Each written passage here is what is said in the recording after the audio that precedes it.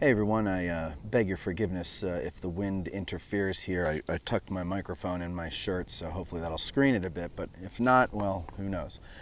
Anyway, so here's an interesting thing on the battlefield that you may or may not have seen before. And there's a lot of interesting stories relating to it. There's a ghost story, and then there's a real story. If you come down to Devil's Den, which is where I am now, see? I'm right behind Smith's Battery. Right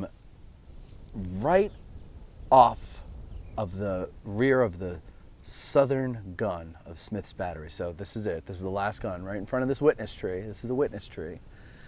There's a boulder. And on that boulder, there is a carving. And that carving says, I don't know, let's see, this is going to be tough because I can't see too well with the glare. There you go. Okay.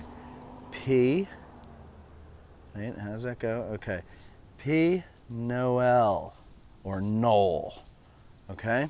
Now, let's start with the ghost story because I'm sure an alarmingly large number of you might have heard the ghost story about the Headless Woman.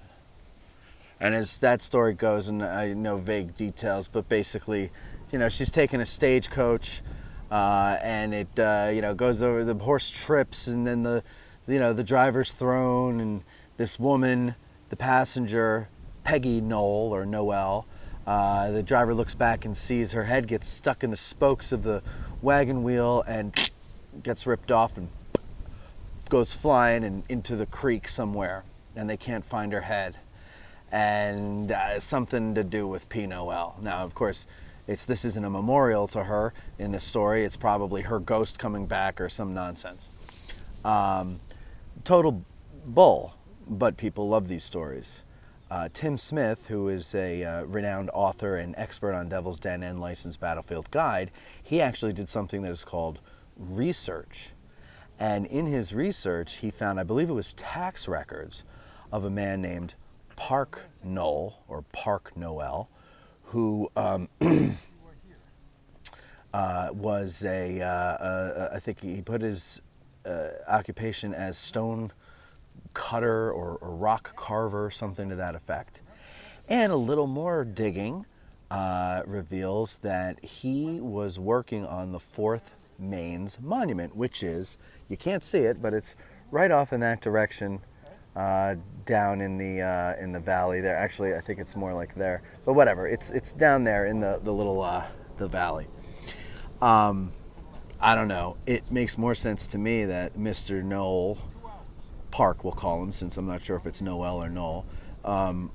Park probably went, one day and said, "I'm going to go have lunch up on the boulders," and he sat up here and he goes, "Hey, you know what I'm going to do? I'm going to chisel my name in these rocks," because that's what a lot of people did. There's a lot of rocks here that are chiseled, some before the battle with people's names in them, and some after the battle. And so this Park Noel, or Noel, is probably the guy who was working on the 4th Maine monument, who was a rock carver. That makes a whole lot more sense to the thinking mind than does a ghost story. But I understand ghost stories are fun, yada yada yada. Regardless, here it is, and I'll walk you in so that you can see when you come up here yourself.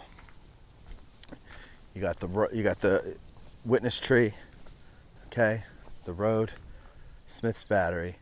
Go to the last gun, and you go right behind it to this rock here, Park Noel.